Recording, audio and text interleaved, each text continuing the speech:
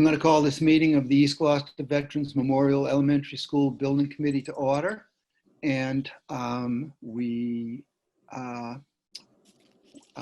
this meeting is recorded by video and audio in accordance with the state open meeting law, consistent with the governor's orders suspending certain provisions of the open meeting law and banning gatherings of more than 10 people.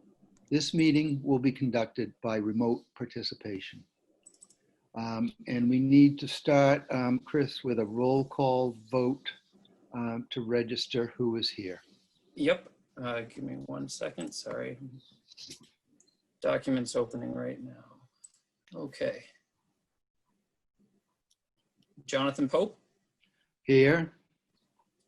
Richard Sapphire. Here. Jason Rogers. Here. Greg Catamartori.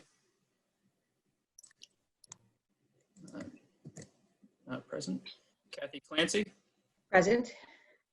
Donna Compton. Here. John Dunn.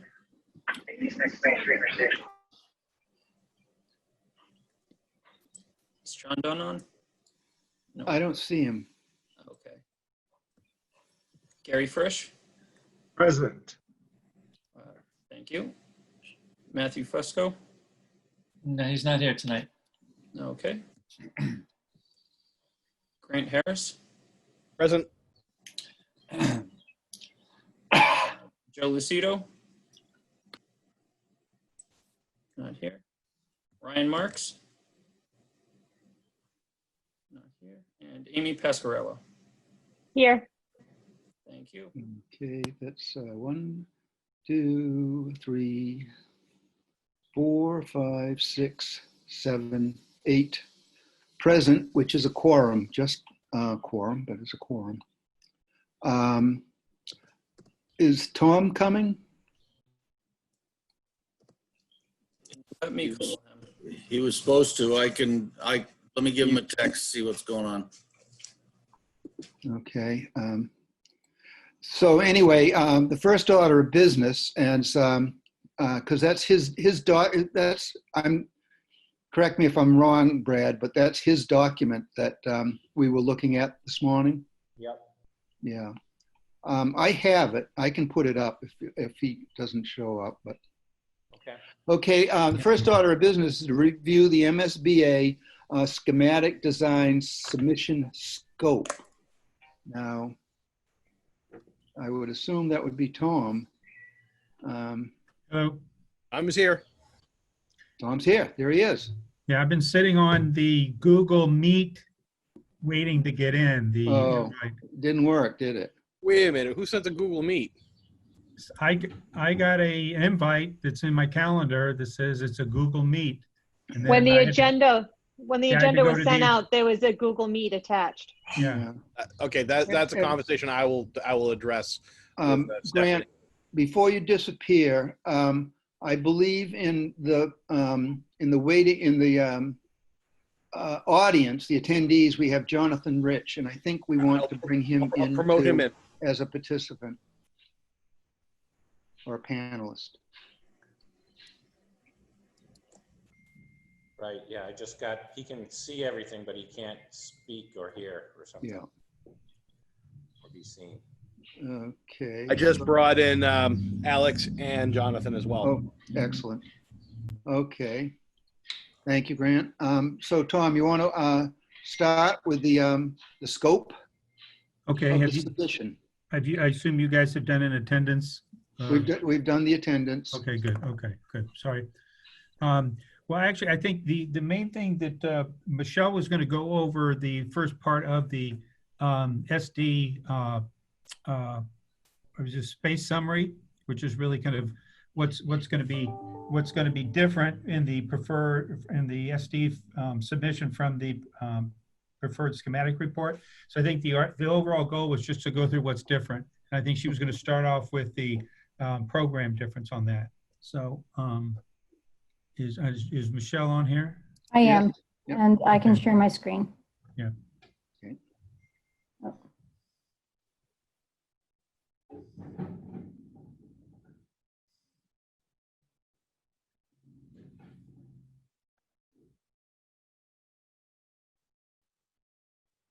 I'm sorry, I always have a hard time figuring out which screen I'm supposed to be sharing.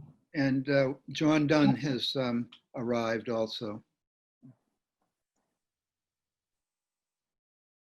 There we go.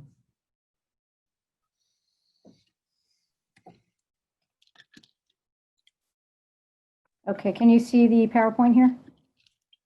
Yes. Perfect. All right, so what I wanted to do was to review the space summary changes since the last time we met.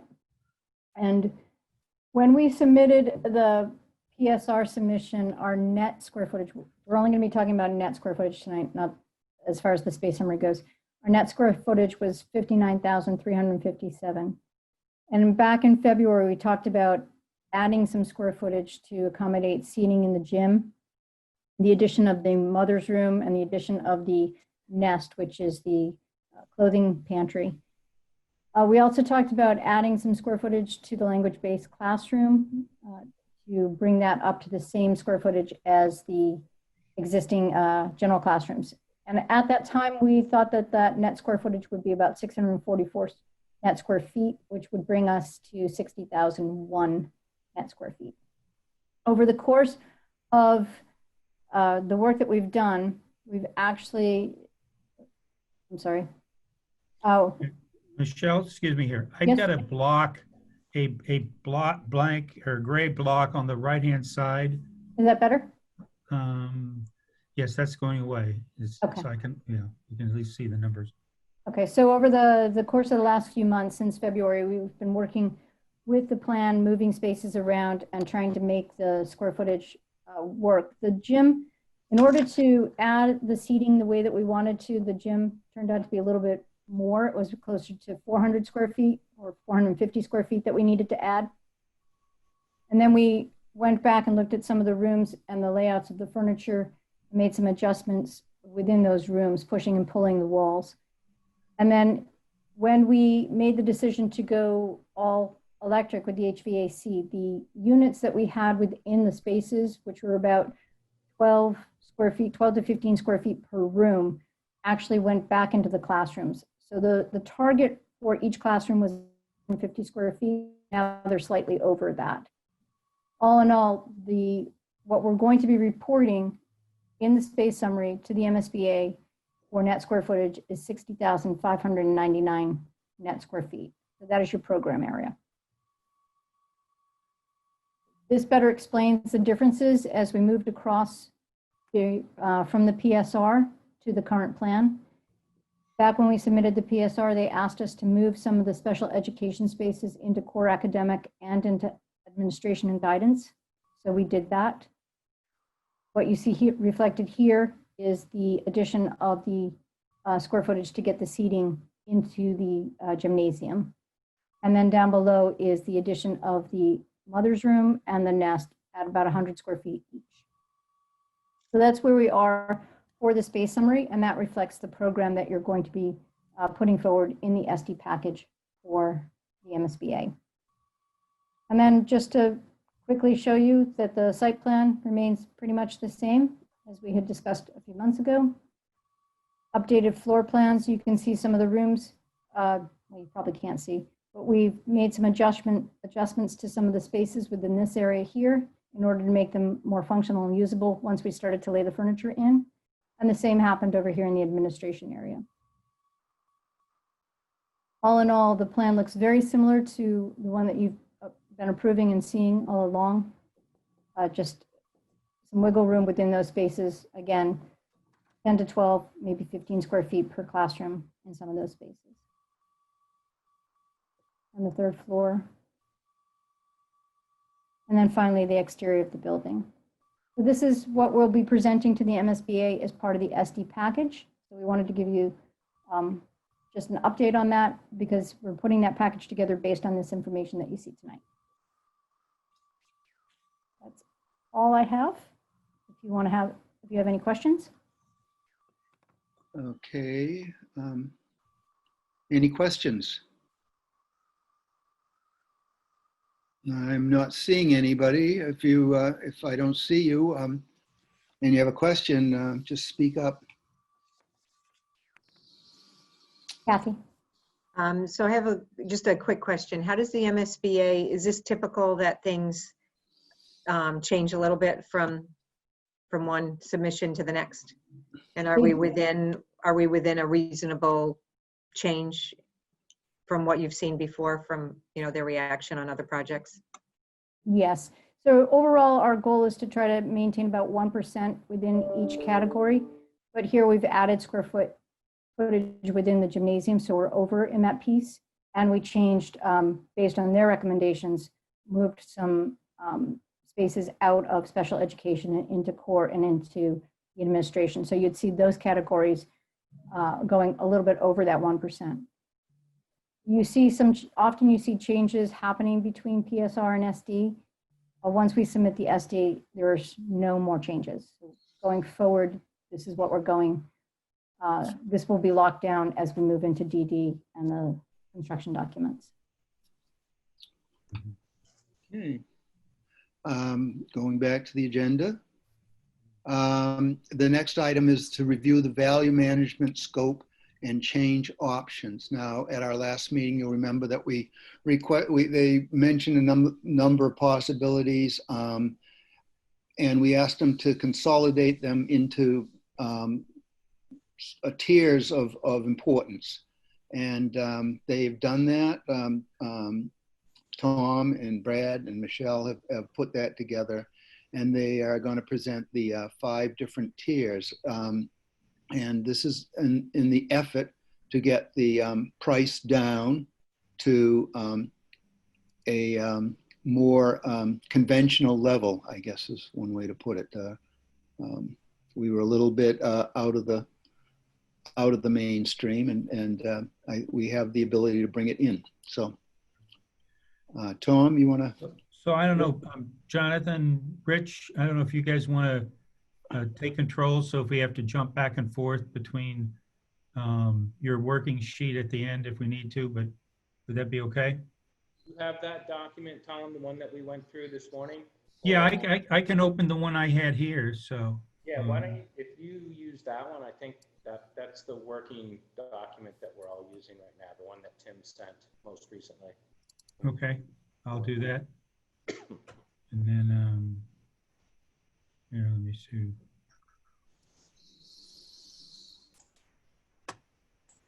I can. Jonathan, while they're doing that, we're sure that this was posted and everybody, the public could see it, because we have 0 attendees for the first time in probably the early meetings. The agenda was posted correctly, I guess, because that's how I got in. Yeah. Okay. We actually did have an attendee. It was Diane, and she just left. So Yeah. Yeah. I'm just surprised there Yeah, isn't at least 1 or 2 more, but I just wanted to make sure we're good on all that. yeah, okay. Okay, so can you see this now? Yes. Yep. Okay, So maybe what I'll do is I'll try and roll through this, and then the John, Rich, and Tom, and Michelle, if you have comments along the way. I think what we'll try and do is go through each section. I'll give a little overview of what each one of these categories. There's a little bit more detail following this one sheet that you're looking at right now. But as Tom said, what we really tried to do is we tried to categorize this into 5 different groups.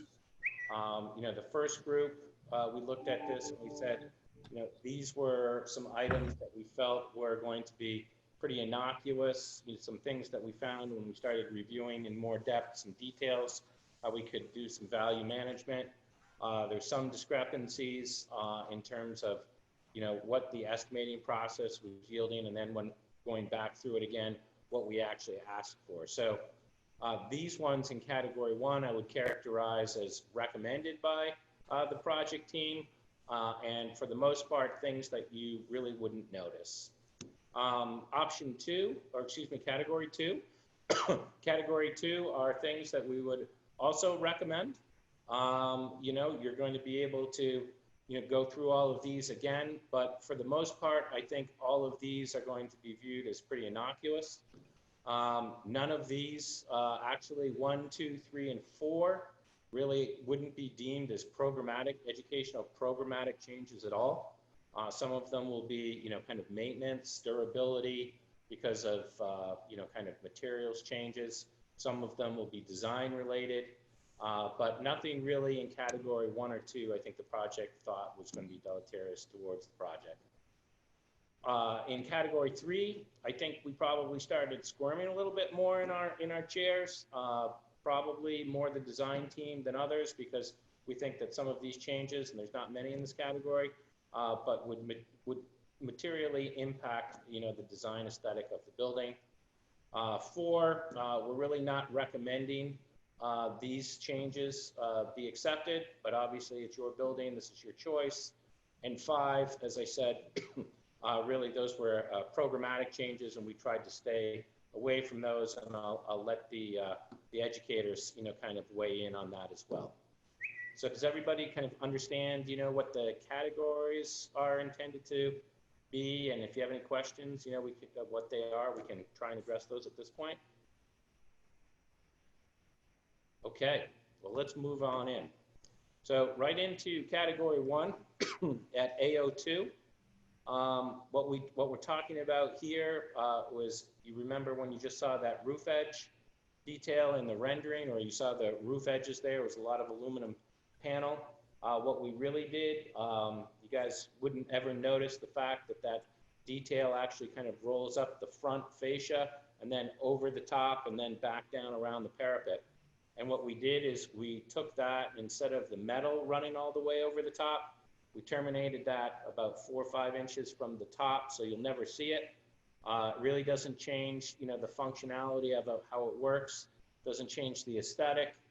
So it's one of those things that we viewed as, kind of a no harm, no foul thing, and we were able to save a substantial amount of money just by being able to reduce the amount of metal panel overall when you think about the perimeter of the building. So that one seemed pretty straightforward to us.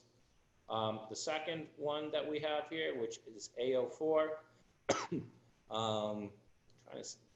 so this was on the underside of the colonnade, and some of the other soffited areas, we actually had a material that was specified that was taken off wrong during the estimating process. So we're getting what we asked for here. So really there's no change. And just as a result of kind of that mechanical estimating, we're able to go and save $100,000 on that one. So no one should take any issue with that.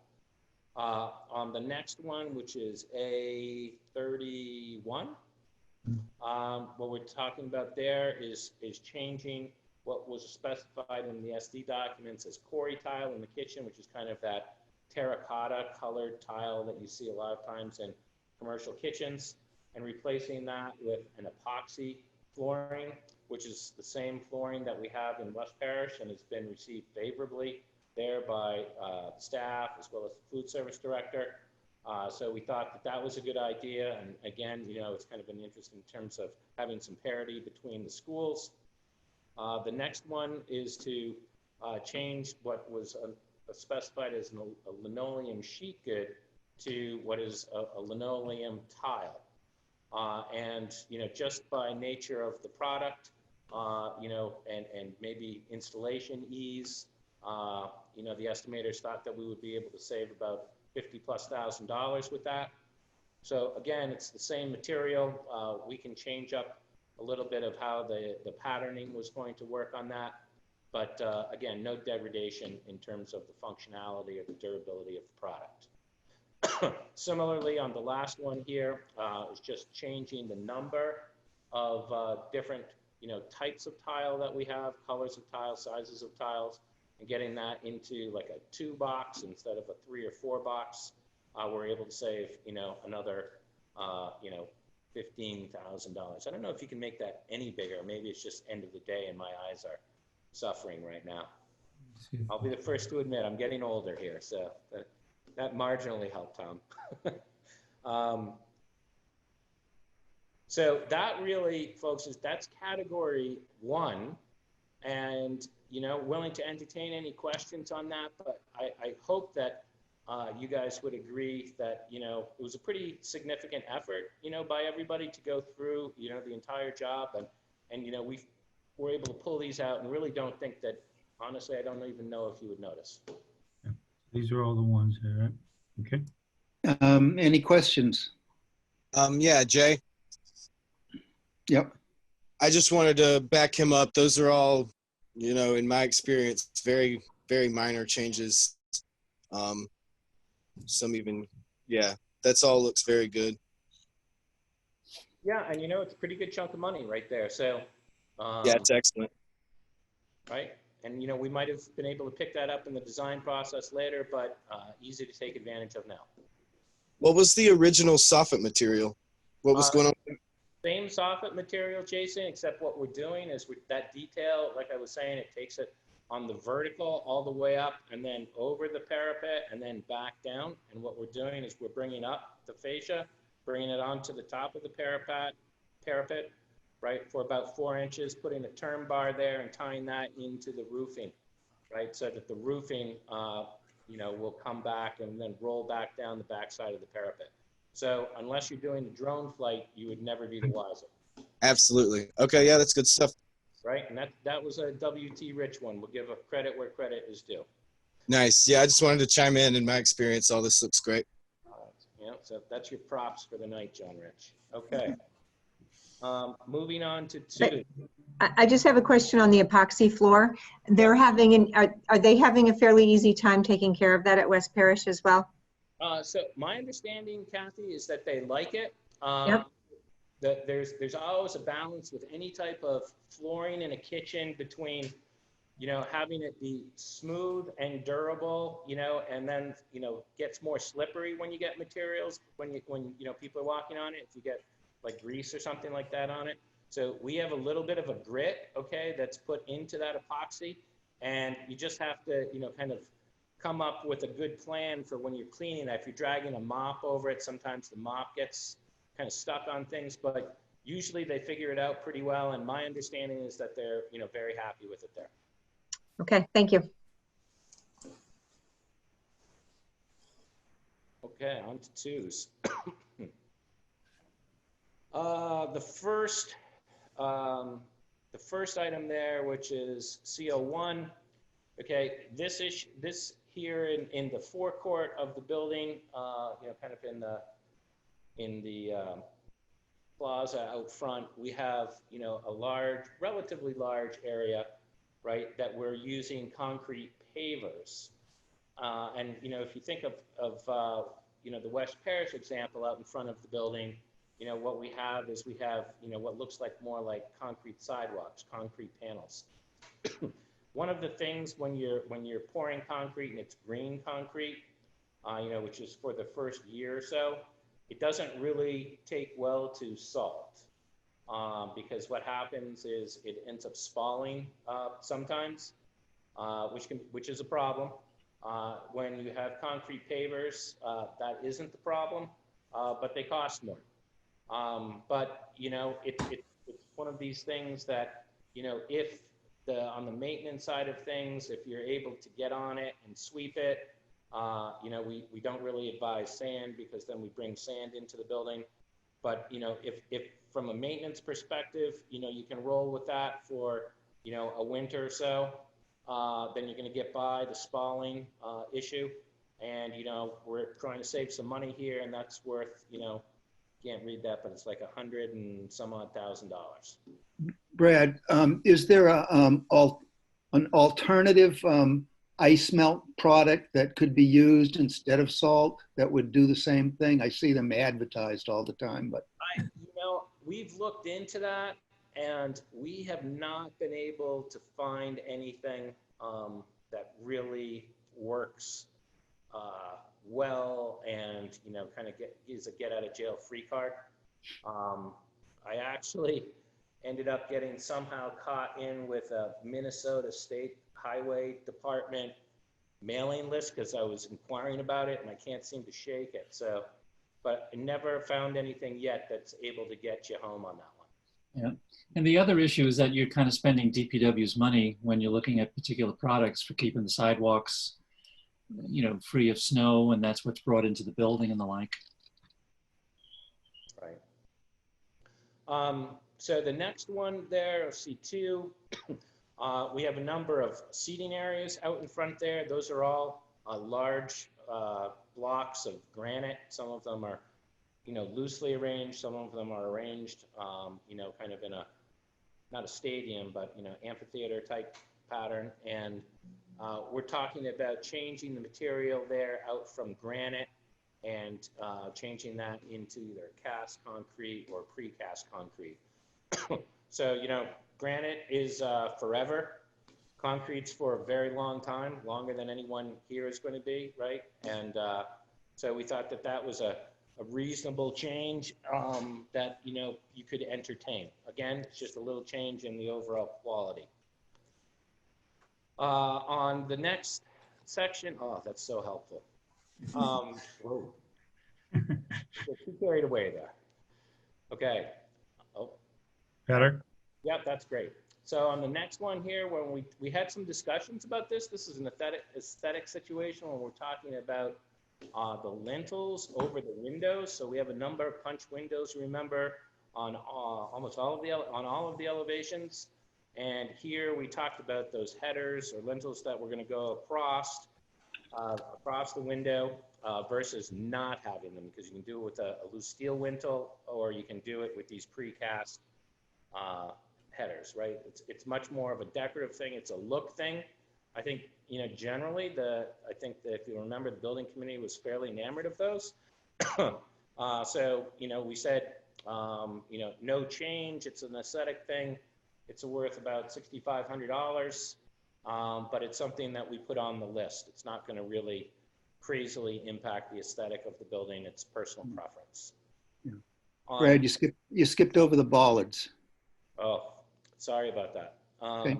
So there's some bollards, okay, at the rear play areas that currently are showing up as steel, all right? And the idea behind bollards is to keep the cars and the kids separated.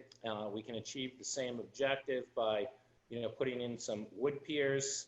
You can make the argument that that's going to be a little bit more of kind of a nautical theme, Gloucester, but functionality, it's going to work just fine. And, in terms of the material, those are going to last for an awful long time as well. We're able to save quite a bit of money by making that swap. We also looked at, perhaps using large boulders there, but we thought this would kind of be a little bit softer.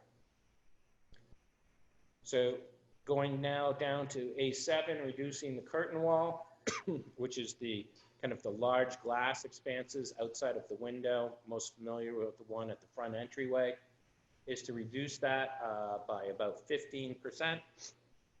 Curtain wall is expensive, so we're reducing the overall volume of that, as well as changing out certain components to exterior storefront.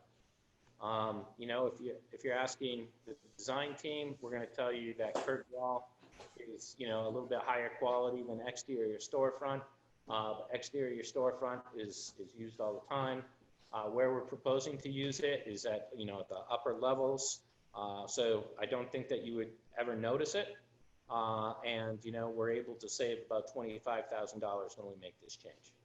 Brad, would that change the amount of natural light in the lobby?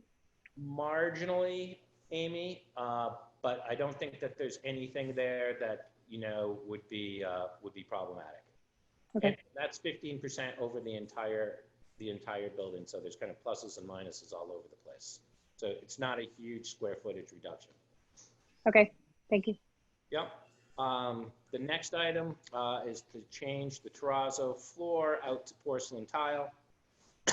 This is a material change, durability, maintenance. Terrazzo is kind of, at the top of the list in terms of that. We looked at, porcelain tile. We also looked at polished concrete. Ultimately here, we selected, porcelain tile as the option.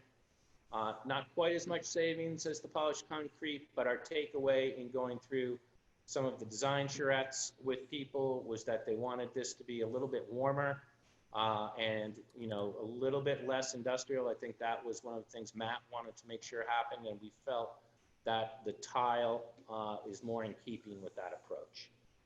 Tile, very durable product, more durable than, you know, a linoleum or, you know, an LVT, you know, kind of your standard tile that you would see, you know, in supermarkets, you know, that kind of stuff. So it's a high quality material, just not quite as high quality as Terrazzo. And where is this, Brad, in the building? So these are in the main, you know, kind of public areas, right, Michelle? Corridors. Okay, thank you. And you're saying it would still have that welcoming feel? Yeah, Or if this was adopted, you know, we can go through. There's a very wide universe of tile that you can select from, both in terms of colors, styles, you know, sizes. So it's still a very high-end material. So, sorry, I was on mute. To answer your question, yes, it's in the main lobby as you enter the building. It leads off to the right into the area where you're adjacent to the administration area, and it goes all the way to the back quarter and then connects you to the once you turn the corner into the classroom wing, that's when we change flooring materials. and durability, would it be strong enough? That's going to be a high impact place. Yes. The entire school will come in and out every day. Yes, the porcelain tile is a very durable product. Okay. And easy to maintain, clean. Yep. Yep. So the next item, right, is to reduce the wood ceiling and extended learning areas by 60%. So part of how we were detailing those spaces was because they are special spaces. You know, they're not just a typical classroom. So we had a kind of a more specialized, you know, ceiling design in there that had, you know, some wood in there, you know, in terms of that product. It was decided that if we reduce that by 60%, 50-60%, we could save some money. And we feel that, you know, we had it, I think it was like at around 40 to 50% of that square footage in those extended learning areas was the wood product. So we're going to be cutting that roughly again in half.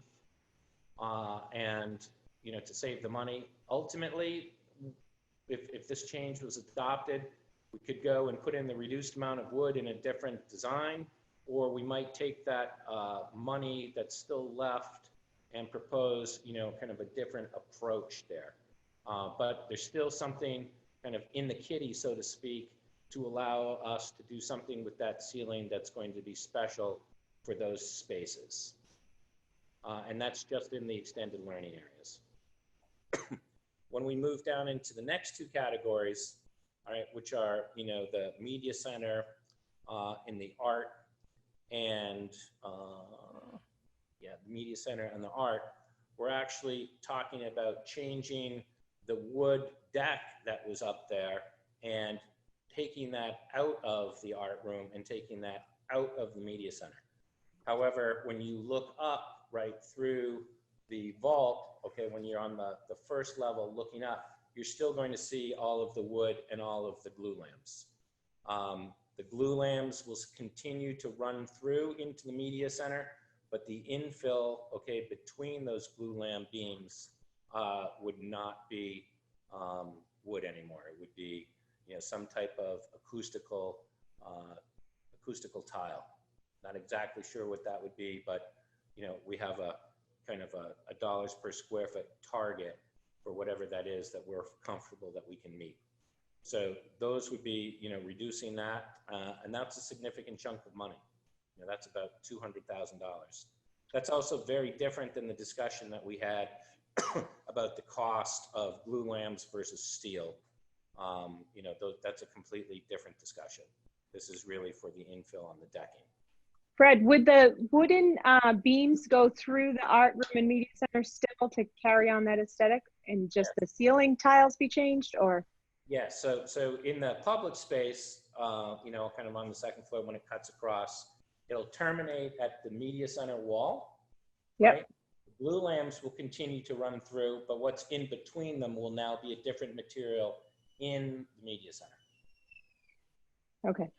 Okay, that's what we're proposing. Ultimately, these are all your guys' choices, but you know, when we're in the money saving business, right? You know, that all these things, I always like to say, there's no value in value engineering unless it's a one. The next one that we have there is to reduce the wall tiles in the gang toilet rooms to only 6 feet instead of 7 feet. And I say only loosely, I think that that's just fine. It's consistent with the datum that we have, you know, for the toilet partitions in there. I don't think you would even notice it. So we're going to save a little bit of money there. And, you know, we also looked at, and we'll see later, of taking a majority of the tile out of those gang toilet rooms, and we recommended against that just because of the nature of, you know, it's an elementary school, it's a bathroom, it's wet. So we kind of put that in a less desirable category, but we think that this is something that we should seriously consider. The next one, right, is to go and take what we had in there, which was an acoustical separation on the stage. And this was talked about, I think, in terms of, you know, being able to run, you know, a class, you know, up on the stage and have it physically separated and acoustically separated from what might be going on in the gym. When we started to, you know, kind of dig into this a little bit, you know, we still have, you know, the curtain that's there. So if something were going on, and I think, you know, there was discussion about potentially it could be yoga or something that would be going on up there. I think that can still happen. It would be separated. So if basketball was going on, gym basketballs aren't going to go flying into the stage because the curtain's there. But the acoustical separation would be removed from the job. It's a significant amount of money. So, you know, again, this is something that you'll have to consider, but we don't think, it's not considered technically right now a program space in the MSBA program, but, you know, something for discussion. Just to say, sorry, I have a lot to say on this one, but coming from a school that has such little space, I'm leery to give up any usable private space. So it'd be sad to see it go. I understand why it might have to, but I just want to be on the record that that wouldn't be my first thing to go. Sure. Well, it's just the acoustics they're talking about, not the physical space section. I see. I know. I just would be sad for it not to be what we would want it to be. The next one, if you remember, you know, we had a number of that Josh had presented from our interiors group of these window kind of seats, cubby areas, okay, that were throughout the building. And we thought that was one of the things that, you know, was really unique and, you know, helped to make this special in terms of an elementary school. They're not something that you buy off the shelf. So, you know, it's a carpentry item. It's expensive to go and install. So we talked about removing them. We resisted that. And then we said, well, you know, if we gave ourselves a reduced budget target, and, you know, we kind of landed on the $600 per linear foot, which still sounds like a lot, but when you think about what has to go into it, you know, it's probably pretty reasonable. We're pretty comfortable that we can make that happen from a design perspective. But if we reduced it from the higher budget target of $1,000 per linear foot, we can save about $83,000. So, you know, that's a design team challenge that we think that we're willing to go and pick that one up. And we would still be able to maintain what we think are those very special spaces. So I think that's all of the twos, right, Tom? Mm-hmm. Yes. So do you want to go back to the front page right now, or do you want to keep going at this point, or just kind of recap where we're at?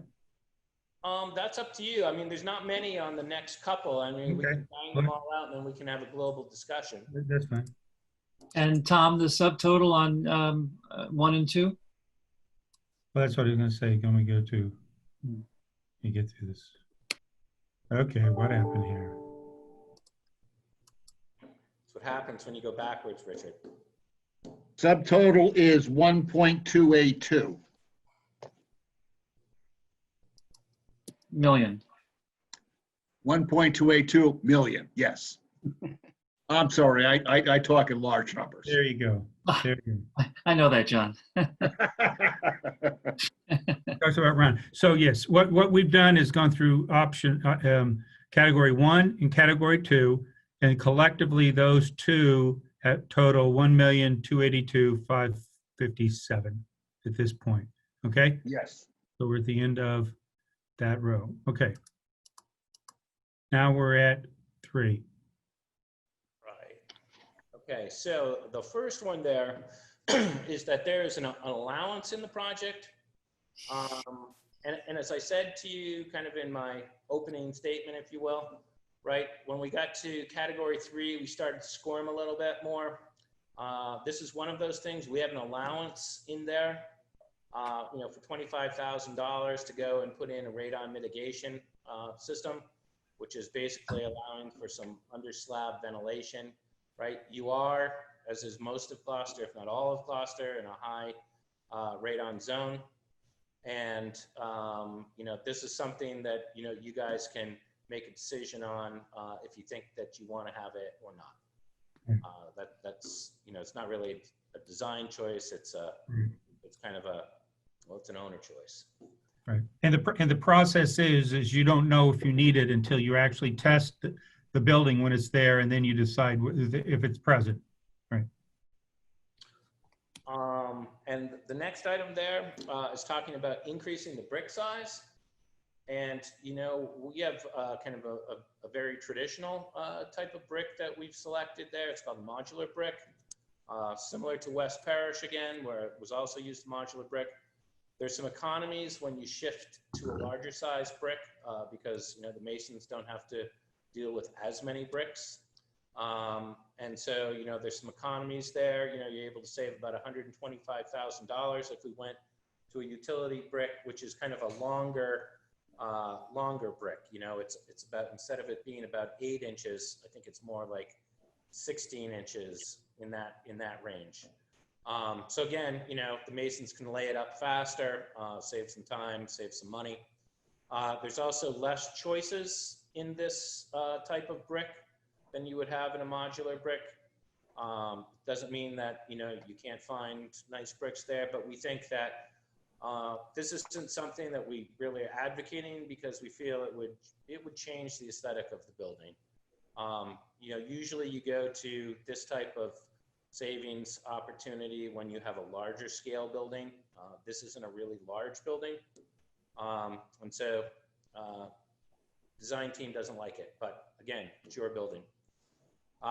The last one in here is to go and change out in the stairways to go from like a normal, you know, concrete block that would have an epoxy paint over it versus the ground face block, okay, which is, you know, kind of a nicer looking block. I think they're both, you know, pretty high quality in terms of maintenance. You know, you can always repaint. It's not as easy to repaint ground face, but I think arguably ground face looks a lot nicer. That's what we have at West Parish as well. So, you know, there's some parity there. But again, none of these ones really got us super excited, but we put them out there for your consideration. So moving on to 4s, which we're really not recommending. You know, we think that if you could avoid taking these, it would be better. The first 2 really are having to do with what's just off site, but it's changing the sidewalks. Instead of them, you know, being replaced with concrete sidewalks, they would be asphalt sidewalks or bituminous sidewalks. We typically try and avoid that wherever we can, because over time, notwithstanding my comments about salting on concrete, concrete holds up better than asphalt. You know, granite curb on Webster Street instead of, you know, an asphalt curb or a Cape Cod berm, really there's just no question about, you know, durability there. I don't know if Joe Lucito's on the call now, but I know he would support that. Well, yeah, and whenever I see projects going on in the city, John Dunn, you can correct me if I'm wrong, but it seems like they're using the concrete the granite in areas that they know is, they need the durability of the granite. I can tell you right now that I have 5-year-old asphalt berms out in front of my house, and they're a freaking mess. Yeah, one bad plow and you. And Two bad plows or 35 bad plows, yes. Yeah. Take that as a no. Yeah. This makes no sense. Yep. So moving on now, under architectural, all of the metal panels, kind of the gray material that you saw in that rendering, right, are composite metal panels. They look really nice. They're very durable. And I think the change that's being presented here and changing that to a corrugated metal, I think it would materially, again, similar to the brick, even more so than the brick, change the aesthetic of the building. If you're familiar at all with West Parish, the roof screens on the top, kind of the silver stuff on the top so that you don't see the air handling units. That's what we used up there. And I think in that application, I think it's perfectly appropriate. But here, again, it's not something that we would recommend. Item A21 is to change the gym floor from a kind of a wood sports floor, right, to a resilient, kind of board flooring system. I'm sure many of you have been to gymnasiums, in elementary schools where they have that type of board floor. It works, but it's just really, it's not the same. There's a reason, that people play basketball for the most part on wood floors, not just because it looks better, but because it performs better. You can make arguments both ways, I guess, in terms of durability and maintainability, but we certainly prefer the wood sports floor. If we did not have a wood floor, would that deter city sports to use it, rent it out? I don't know if it would deter it, Amy. I mean, you could still do it. It just wouldn't be the same. Okay. And again, this is personal preference, but yeah. But if it's going to be a citywide building, we want to make sure it's offering a nice option for them. You're exactly right. We spent a lot of time going and trying to go and make this a community space. We upped the square footage on it to make it work better. And again, kind of parity with West Parish. West Parish does have wood floor there. Right. I would think doing this change would be a little short-sighted in the whole scheme of the project. It's not that much money. And we do want it to be a community magnet for people to want to use as much as they possibly can. Right. Particularly since one of the reasons why we have the larger square footage is so that we can have it as a community space with an audience. And then if we, in the last minute, made it a lesser space, it would be a disservice to the city, I think. Nobody who plays basketball wants to play on tarmac. They want a wood floor. Absolutely, Rich. I hear you, brother. We've had at least one community we worked in that we did an intermediate school that within, I think it was 5 years, they took out the artificial floor and put wood in at an additional expense, obviously. So. And there's we don't often like to talk about aesthetic value, but there is. The wood looks like wood. It may sound like a tautology, but it makes perfect sense.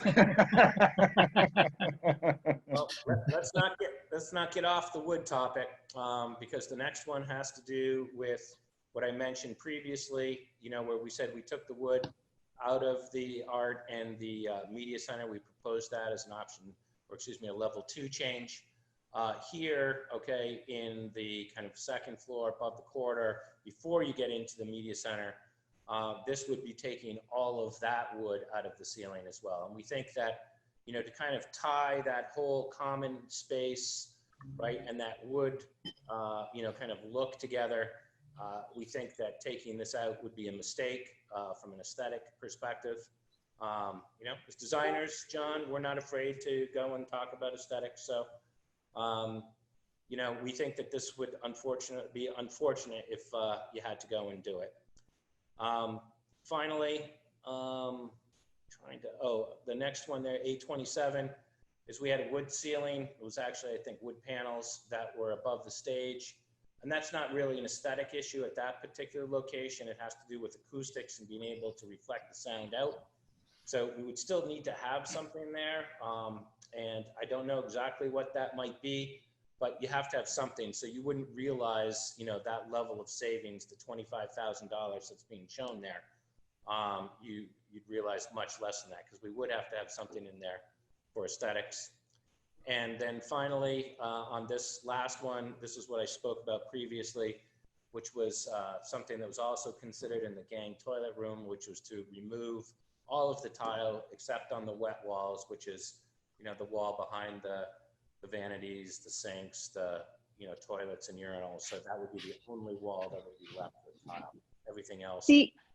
Seeing student bathrooms on a regular basis, I think that would be a mistake. We concur. I think we all concur on that. Right. So the last one, folks, I know you're probably getting tired of hearing me speak now, but the last one on the fives, the only real item here in category 5 is the folding partitions between the classrooms, you know, which we actually viewed, and I would think that the educators would agree, right, that this is kind of a programmatic change, because it really changes the functionality of, you know, how these rooms would be able to operate, you know. And as we move forward, you know, kind of, you know, looking at a changing paradigm in education, you know, and having more, you know, project-based learning and larger group learning and all of that, we think that this would be a mistake. So, you know, this is the last one in this category. I'm having the problem. Brett, I'm not seeing the cost. Yeah, I'm sorry. I'm having problems with my Zoom function here. It's going crazy. Sorry. Well, you could just tell me the number. The cost is $156,000. Thank you. To lose those walls would be to drastically change the programmatic plan of the building. This was not a decision that we made lightly to put them in, and it would change the way we deliver instruction drastically. So I think it'd be a mistake.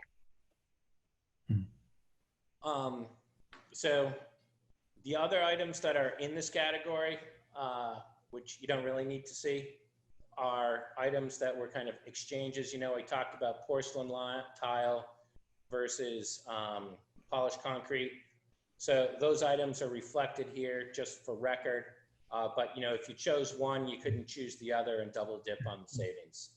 So they're shown there, but I've already discussed those in all of the items moving previously. So with that, right, we can almost go back. I think, Tom, what would be good is go back to that summary sheet of all the categories, the 1, the 1, 2, 1, 2, 3. Yeah.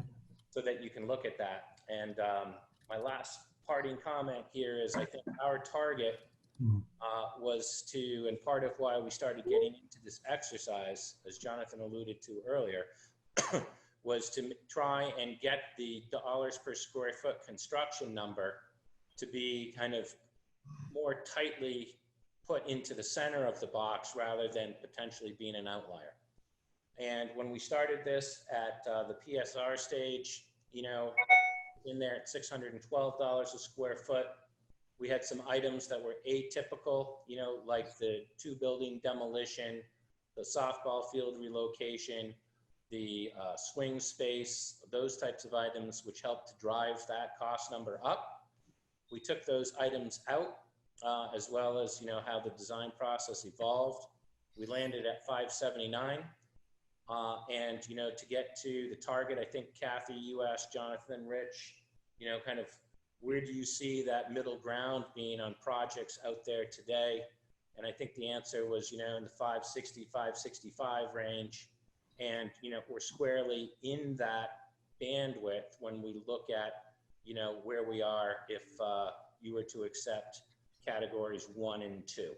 You get a little bit more juice out of it if you went to 3, but there's sacrifices there that would be made.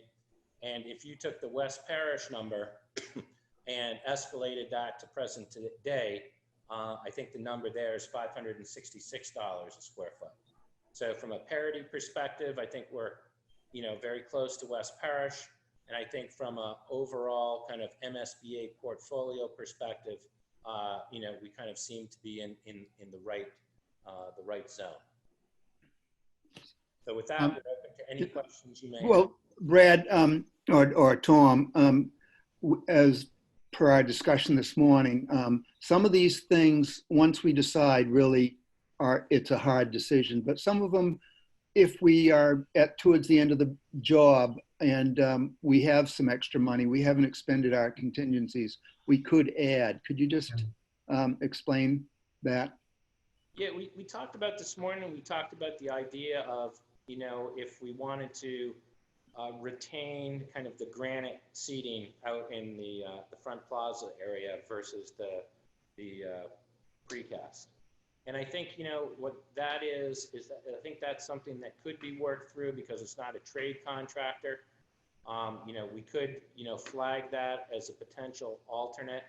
And because it's not a trade contractor, and it's something within W.T. Rich's kind of control, if you will, something we could flag, with the landscape or the site contractor, and as a potential thing that we're looking at, and then we would have a date certain, before it had to be ordered, that we would have to pull the trigger on it. Other items here where, if you wanted to change something like, you wanted to change out significant elements in the HVAC system, for example, and you wanted to put an alternate together.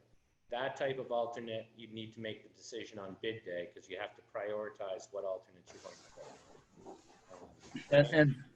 And Brad, you also suggested this morning that the precast concrete pavers versus the concrete would be something that we could also make a decision on a little bit later in the project.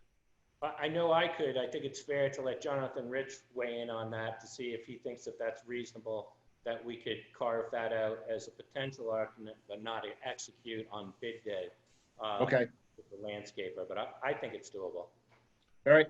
Yeah, that's pretty straightforward. Really a lot of these changes is a little bit more on Dorn Whittier in terms of if they start to progress down one design path as we keep advancing the level of detail and get into the 60%, 90%. Some of these are pretty significant to undo. You've already gone a certain direction. Things like that. I mean, really, some of those things are pretty easy to change. We could on bid day, doesn't involve a trade bidder. On a bid day, we could say, unit pavers instead of concrete there. It involves 2 different subs, but we could still do it, tell you what the price is. When you're dealing with non-trade bidders, you don't have to worry about the alternates and the order of alternates, so a little more sort of options, pricing options, we call them there. And it doesn't have the same situation for official design alternates on bid day. Thank you. So just a process question. Are we looking for a vote today on these options or these categories, or is that going to be something that happens next Tuesday? I think we're looking for directions so we can move forward with putting together the budget, of which number is going to be shown as the total construction cost, the estimated cost for that, because next Wednesday, which is 10 days before we submit the SD package, I have to submit a Appendix 4C, which is a schematic design submittal notification template, which pretty much shows what we think the estimated construction cost will be in the district's budget. So just those 2 line items, and they're placeholders to start finalizing the detailed 3011 budget that will go in with the SD submission. So why don't we go through these by category, by the categories 1, 2, 3, and see if we can approve the elimination of all of them, or if that people have something in there that they don't want to give up. So why don't we start with category 1? And is there, we should do this through a motion. We'll make a motion to approve the value engineering of classified as category 1 items. So moved. Second? Okay, and so discussion. Yeah, just one question. I guess I would just say a big overview question. Does anybody think there's anything so far that is like grossly misplaced in terms of something that you would move up to what you would call a category 1 that may be a 2 or a 3 or a 2? I don't know, just, I guess that would be the only thought, is if you're approving something going forward. So. Well, we have the capacity to cherry pick these as we go down the line. Okay, I would say, you know, if there may be consensus that all of these things are we can give those up without much. Okay. When we get to 2 and 3, there may be things that people want to. Okay, that's fine. Okay. That's fine. So is there any discussion about the motion, which is to approve all of these cuts? Yeah, Jason. Yeah.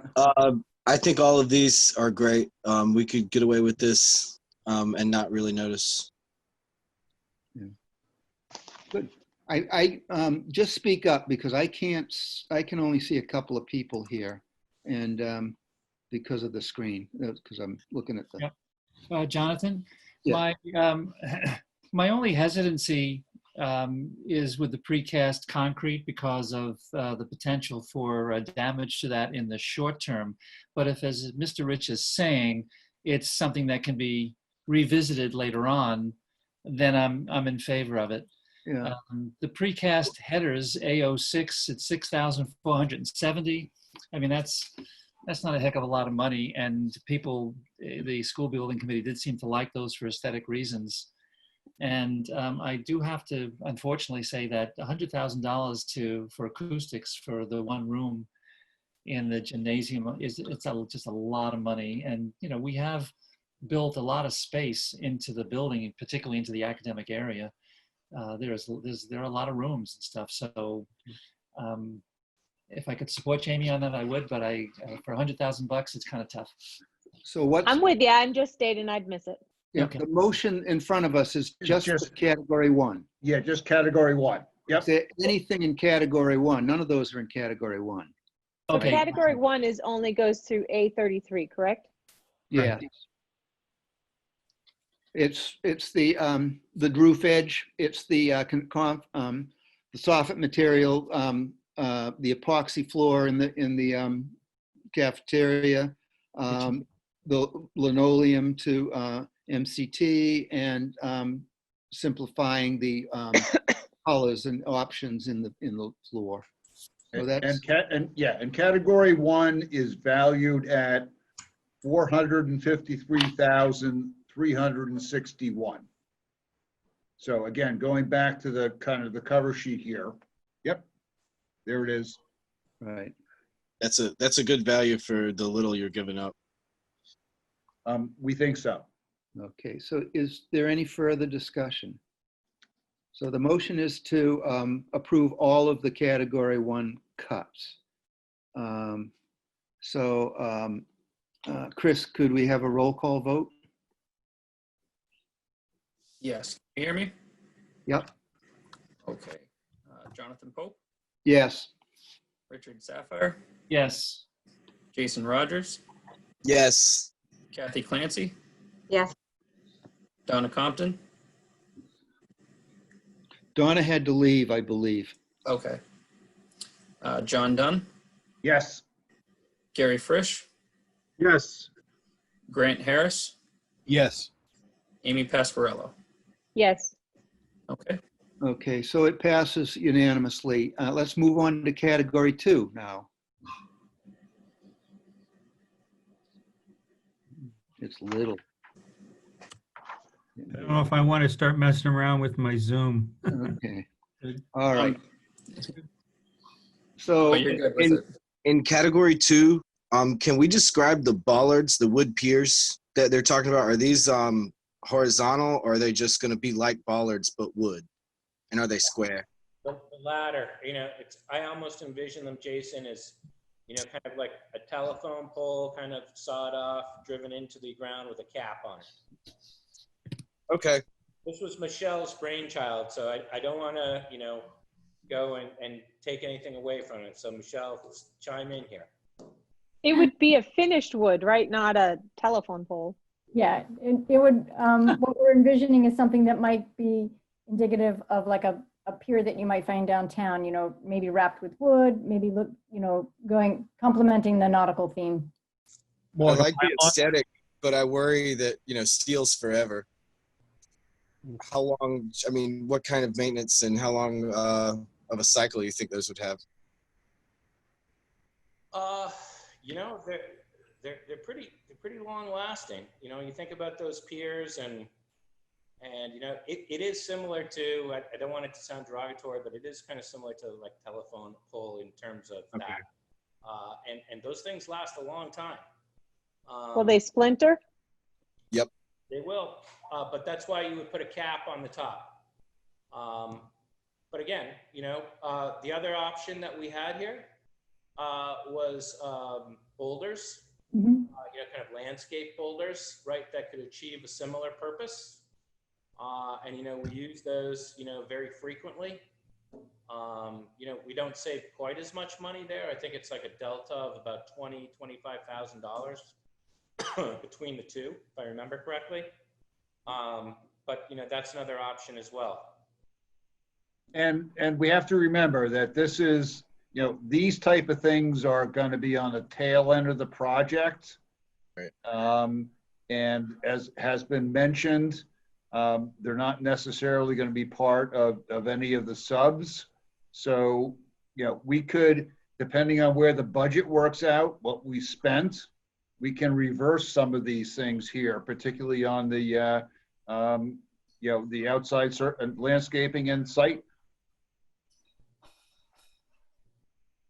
Okay, that makes sense. And then that was all I had for the bollards.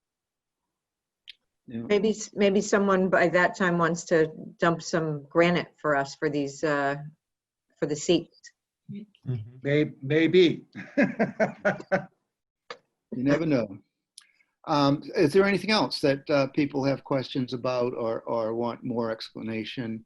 Yeah, I have a question. On the terrazzo floor, what is the life on the terrazzo floor versus the porcelain tile? Terrazzo, is pretty much forever. I would say that porcelain tile is not forever, but pretty darn long. And, you would also have, if a tile got cracked, typically we deliver attic stock, so that if you ended up having a cracked tile, you could replace it in kind, if it was no longer available. It's not terrazzo, but it's certainly not VCT. Mm-hmm. Yeah. But it's only $7,500 savings to change that. Right? Oh, I'm not seeing all of it. Oh, that's 50. Sorry, That's sorry. Yeah, that's $50,000. I'm looking at people instead of the real numbers. Yep. Okay. According to the Porcelain Tile Institute, it's 75 to 100 years for porcelain tile. Oh, okay. Minor change. Yeah. Yeah. It's probably going to outlast your building, the porcelain tile. The terrazzo is definitely going to outlast your building. Yeah. It's got to be a 50-year building, right? At least. At least. The current building's over 70, so. Okay.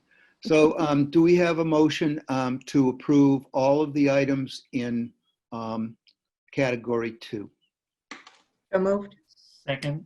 Okay. Is there any further discussion? As we've said, there's a number of these in this area that we could possibly, if the money was there at the end of the job, we could reinstate. I think that the pavers versus poured concrete is probably a no-go. That's kind of makes me nervous because you wouldn't be able to properly put melt on it for a year and someone could get hurt. But other than that, yeah, most of these are fine. I know that can happen later, but still, I think that would be a dangerous path to get stuck on. I mean, usually when they're in this situation, because we do, I'm going to tell you, we do, you know, in this situation for walks, we do 90% or higher concrete sidewalks than we do unit pavers. Usually they use sand. I mean, Brad, I heard say he doesn't like the sand because it gets tracked into your new building. So that I hadn't considered that, but most of our projects use sand for a year and then they use the ice melt. So That's not unacceptable. I mean, that sounds like a good way to save a lot of money if we were able to use sand or something different. Yeah, Is this just for in front of the building?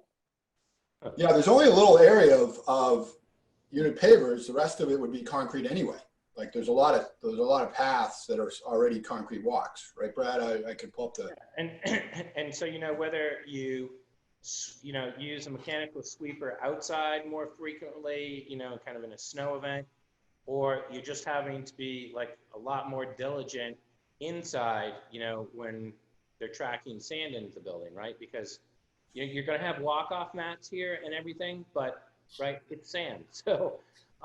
You know, you'd have to, you know, be getting that cleaned up, you know, when the kids are coming in the building, you know, in the morning, so that it doesn't, you know, screw up your tile. Your tile life is going to go down. There might be a citation in there somewhere, Tom, that knocks it down below 50 if you use sand. I don't know.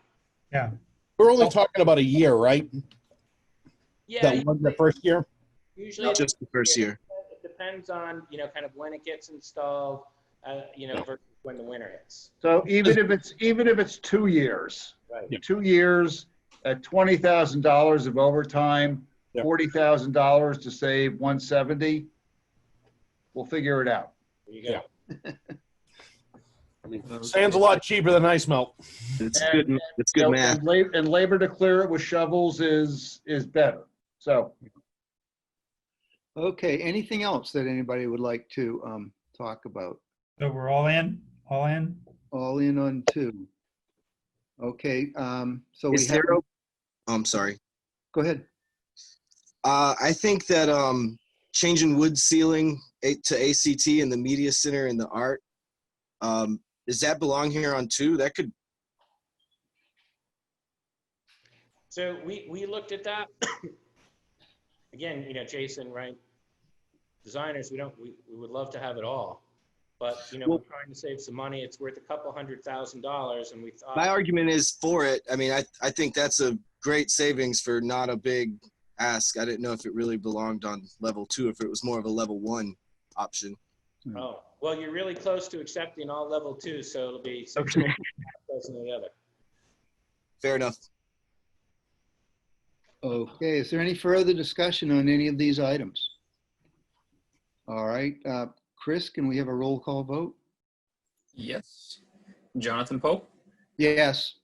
Richard Sapphire, Yes. Jason Rogers, Yes. Kathleen Fancy, Yes. John Dunn, yes. Gary Frisch, Yes. Grant Harris, Yes. and Amy Pescarillo. Yes. Okay. It carries unanimously. Could we just go back to the first sheet just to see where we're at with these? Yeah, with these 2, we've accepted 1 and 2. So we have knocked 1,282,000. Is that correct? Yes. 282,557. Yeah, so we're down to 564 and 72 cents a square foot. Okay, before we go, which is the range that we were set as a goal, I believe. Is that correct? That was our target on the, you know, kind of project team side. Yeah, and I think the one thing that I did, just so the committee is aware, taking a look at all the elementary schools that were in the last couple of years, this is probably at the like the 75th percentile of the costs that are escalated out there. So we're definitely in the range and where we should be heading. So let's move basically, I'm sorry, Jonathan. Okay. So basically, the category 1 reduces it by $5 a square foot. Category 2 reduces it by $10 a square foot. So 1 and 2 brings us down by $15 a square foot. Good. Let's look at category 3.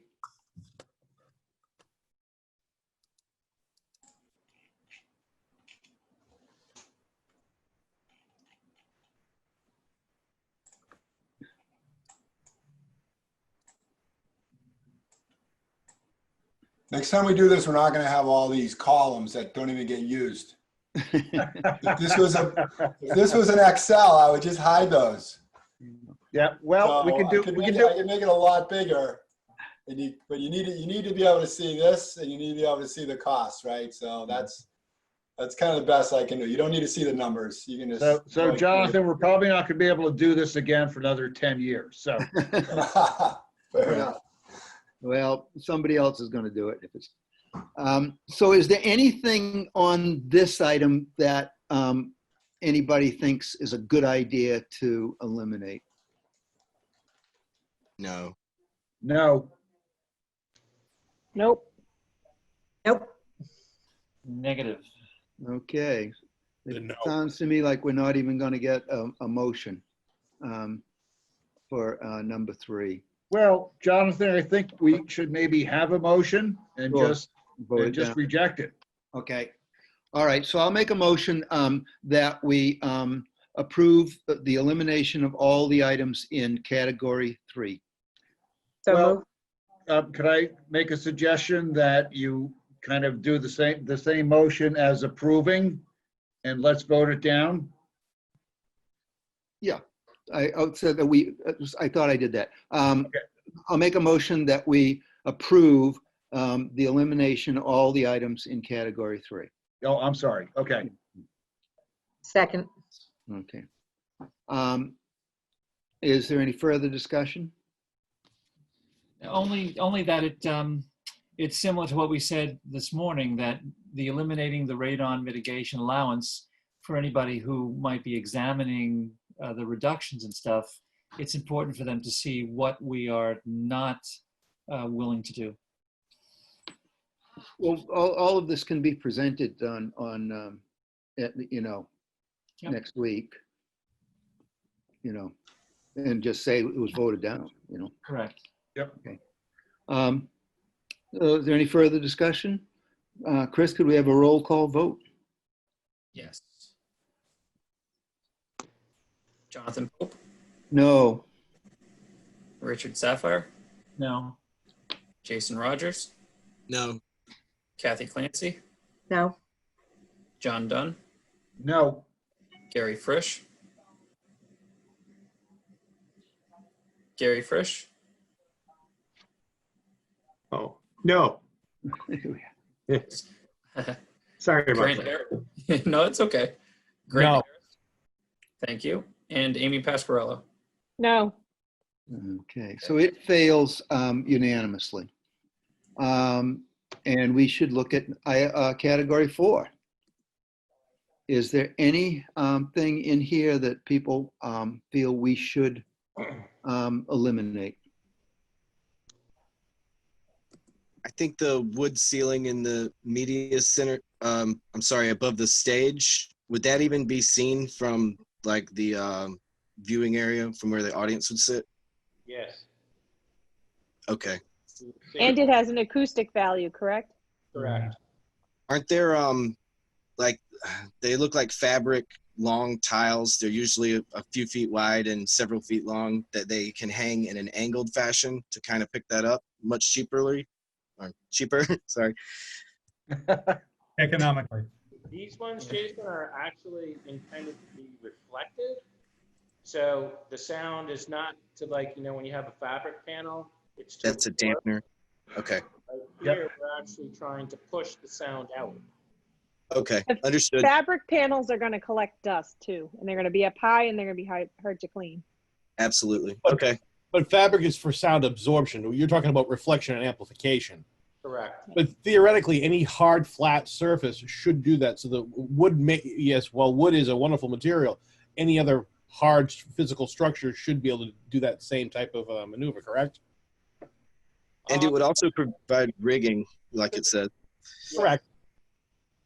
Yeah, that's what I was saying before. Like if you wanted to go and make those out of gyp and you made those into like gyp acoustical clouds, you might save a few bucks there, but you're not going to save a ton because Okay. you still have to, do something there. Yeah, you have to put an assembly together to make it work. Right. Right. And again, this is $26,000. Okay. And you're looking at the stage and you're looking at the whole presentation of that stage. And you're looking up and just seeing how the ceiling looks and how the stage looks. I think we absolutely have to keep that in. Okay. I agree. Okay, so I'll make a motion that we approve the elimination of all the items in category 4. Second, Okay. Is there any further discussion? Chris, could we have a roll call vote? Yes. Jonathan Pope, No. Richard Sapphire, No. Jason Rogers, No. Kathy Clancy, no, John Dunn, No, Gary Frisch. Oh. Did I think I heard him. Gary, can you say it one more time? Sorry. Yeah, sure. No. Thanks. Grant Harris No. and Amy Pasquarello. No. Thank you. Okay, it fails unanimously. And let's look at category 5. So we can,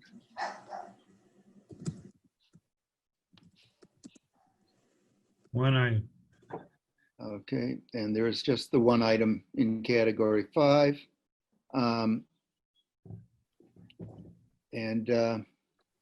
is there anybody who thinks we should eliminate the folding partitions in the classrooms? I didn't think so. So I'll make a motion that we approve the items recommended in category 5 to be eliminated. Second. Okay. Any discussion? Chris, can we have a roll call vote? Yes. Jonathan Pope, No. Richard Sapphire, No. Jason Rogers, No. Kathy Clancy, no, John Dunn, no, Gary Frisch, No. Grant Harris, No. and Amy Pasquarello. No. Thank you. Okay, so that concludes our value engineering. And we're going to now move on to the FF&E and technology. As you remember last week, we talked about this as there's $1,200 for each of these items per student, which is based on the 440 number for furniture, equipment, and fixtures, as well as for another $1,200 for technology. These are is what would be reimbursed, but it's not clear that it's sufficient. And I think the discussion we had last week was that we wanted to make sure that what we had was sufficient for opening school. So I don't know if we have anything to look at. No. It's just, It's okay. We don't.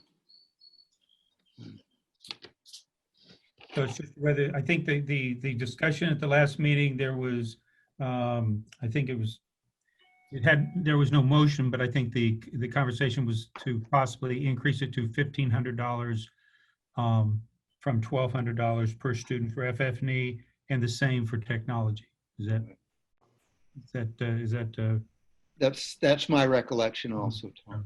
So, It's just, worthwhile to say, I'm not sure if we mentioned this before, but we did do an estimate based on, the furniture that had been, kind of discussed and specified, the intent of what we're trying to do. Josh Green did that, and it shook out, I believe, Michelle, at $1,700 a student. That's correct.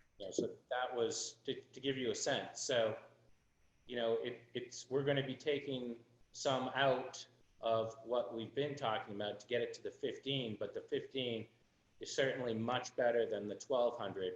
And the 1,200 has been, as I think we've said before, the original MSBA number since day one. So, prices haven't remained the same. But once again, this is not something that's a file sub-bid or anything like that. We, if when we get to the end of the job, if we have contingency money left, we can transfer it into this. That's entirely correct. Yeah, MSBA's reimbursement will stay static, and you can always add more funds to this at the end. And it is one of the last things that is done normally within 6 months of opening or plus or minus that time frame. All right, so what are we thinking about increasing each one of these to? What was discussed last week was going to 1,500. What we just heard Brad say is they priced out what they are projecting for furniture at 17 and change. Is that correct, Brad? It's roughly $1,700 per student. Okay. All right, any change in technology? No, technology is about the same, 1,700 as well. We usually kind of run those two things at the same level. I didn't specifically get anything from our loose technology consultant on this. So basically we're looking at MSBA saying 2,400, we're saying 3,400? With the 17s, yes. Yes, so at 440 students, so that's 440,000, right? That's right. Yep. Okay, there we are. I mean, that's again, in the total scope of the project, that's not huge. There may be, another couple of ways to deal with some of this.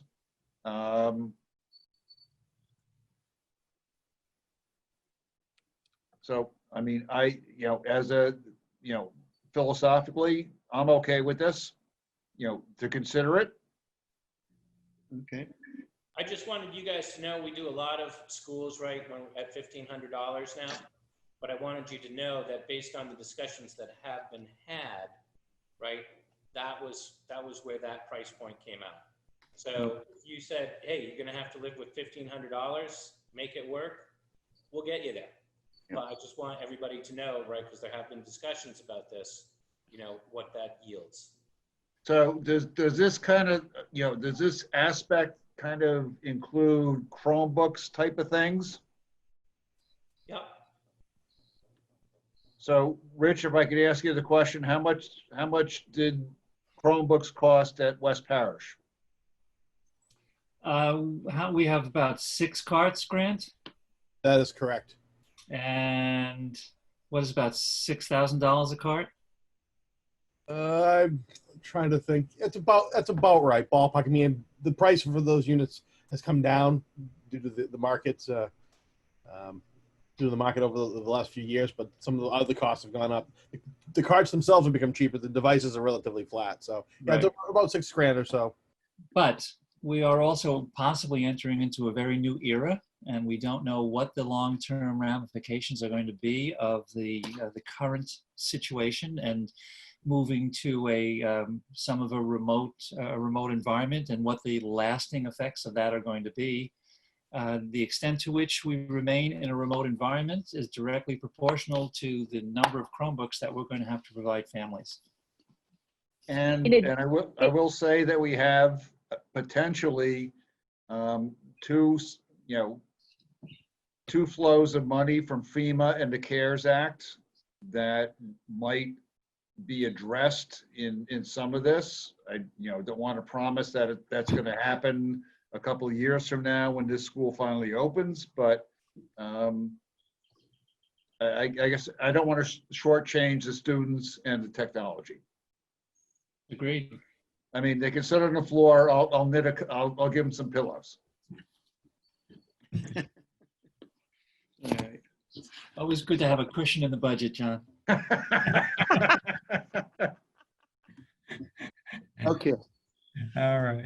On that note, does anybody else have, before we make a motion, we've just heard Brad and John Dunn supported it, that we would go to $1,700 per student for FF&E as well as for technology. 17? Well, and I'll say it again. I did bring this up last week. Is that 440 students for the 24 classrooms is 18 per classroom, and I think it's reasonable to expect that we're going to need to have a little bit extra seating capacity in each classroom than the absolute minimum, which means more furniture. Right. So again, the reimbursement will be by MSBA is 1,200 times 440. If you're anticipating more, you may want to put more in the budget based upon the number of students you project being needed. So again, it's just. If you go and find, right, that the numbers actually aren't what we're saying they are, right, you don't have to, that money won't be contracted until the very end of the job, and you may decide that you don't need to spend it. And we don't need to spend it unless we need to spend it. Yes. Right. And so this number would not be included in any, would this number be included in the debt exclusion vote? It would have to be, yeah, it would have to be Kathy. Yeah, we should do it that way. Again, we know that the whole vote is going to be predicated on the cost of the project, aside from those other things that are outside. But we also know that MSBA is only going to reimburse us based on certain per square foot cost. So just like that, the per square foot costs that are above that are not going to be reimbursed. These things are not going to be reimbursed either. But for the technology, like Dr. Safar said, I don't want to shortchange us because I'm not sure what education is going to look like in the long run, given our current situation. But in addition, the furniture that we are potentially looking at is more flexible seating. And if I have to separate kids by a certain amount or whatever, I don't want to shortchange my ability to get furniture to do that either. Right.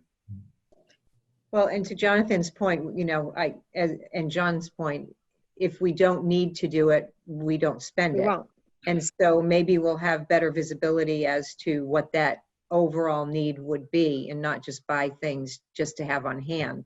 Right? We'd buy them with a certain plan in mind, not just to. I mean, it would be weird to have, rooms with, 6 more desks than students, right? And then storing the desks. So I think it gives us the flexibility to make those decisions later in the process in terms of quantity. Okay, then I'll make a motion that we budget $1,700 per student for FF&E and $1,700 per student for a technology. Second. Okay. Is there any discussion, any further discussion? Only that it was brought up in one of our meetings, BNF school committee. Are we looking at the building and how the whole pandemic phenomenon can impact what we do in the building? So I think we're giving ourselves, as has been discussed, some leeway to make the necessary changes should the need arise. Yeah. Yeah, we don't know. We're assuming in 3 years there's a vaccine for this for COVID-19, but we don't know whether we're going to see COVID-20 or COVID-21 or COVID-23 come down the road too. So there may be things that we aren't even thinking about right now that we're going to be required to put into place, like, plexiglass shields are here and there, that sort of thing. So I think that this is a number that we should carry. And as they said, if we don't spend it, we don't spend it. But it's a lot easier to not spend it, have it and not spend it, than to need to spend it and not have it. So let's go with it. Any further discussion? All right. Roll call. What? Okay, we need a roll call vote, Chris. Yes. Jonathan Pope, Yes. Richard Sapphire, Yes. Jason Rogers, Yes. Kathy Clancy, Yes. John Dunn, Yes. Carrie Frisch, Yes. Grant Harris, Yes. and Amy Pasquarello. Yes. Okay. Okay. That concludes our business that was on the agenda. We're going to meet again next Tuesday at 4 o'clock. It's going to be a joint meeting with the school committee so that the presentation can be done once, and there'll be people available on the building committee to perhaps answer some of the questions that the school committee might have. The school committee only votes the submittal up or down. They are not in a position to make, they don't get to make changes to it. So the way it'll go next week is the building committee will vote a final approval, and then the school committee will essentially ratify that. So other than that, is there anything else anybody wants to say before we adjourn? Just a question for Tom Ellis. These two votes, do you need to have something certified, the vote certified by the city clerk? And how quickly do you need that done? We just need to have it done on or about the 8th of July, so that it's in that package, and it could, if it takes a little longer to get the meeting approved. I think, Jonathan, we talked about whether you we can do a motion for reconsideration immediately, so that you can get that done and if quickly. that fails, which is what you want it to do, then it can be certified the next day. Right. Yeah, we should be fine. Yeah. Okay. All right. And I have gotten confirmation from the MSBA that they're reasonably flexible on getting all that stuff lined up. So I think, that they understand where we're heading, and they're really very appreciative of the direction that the cost is going on this, because they said historically they see things go up, and to see this one be addressed is very, very, very positive from their perspective. So they're very, very pleased. That's good. We want them happy. Jonathan, I just have one question. Have we heard any update at all on the Article 97? Rich was going to inquire today, and we'll see if he did. No response yet. I'll keep checking. Okay. I looked the other day. It's not on the agenda to be taken up. The last time I looked, so I don't know. But once again, that's not. We don't really have to have that until August 28th, correct? Well, technically, I believe the MSBA will not sign the project scope and budget agreement until that's in place. So that, that's. But that's August 28th. Oh, that's down the road. That's after. It's after the 28th. After August 28th. Right, Yeah. right. So. Okay. Yep. Okay. Anything else? Do we have a motion to adjourn? Second. Don't all jump at once. Roll call vote, Chris. All right. Jonathan Pope, Yes. Richard Sapphire, Yes. Jason Rogers, Yes. Kathy Clancy, Yes. John Dunn, Yes. Gary Frisch, Yes. Grant Harris, Yes. and Amy Pasquarello. Yes. Thank you.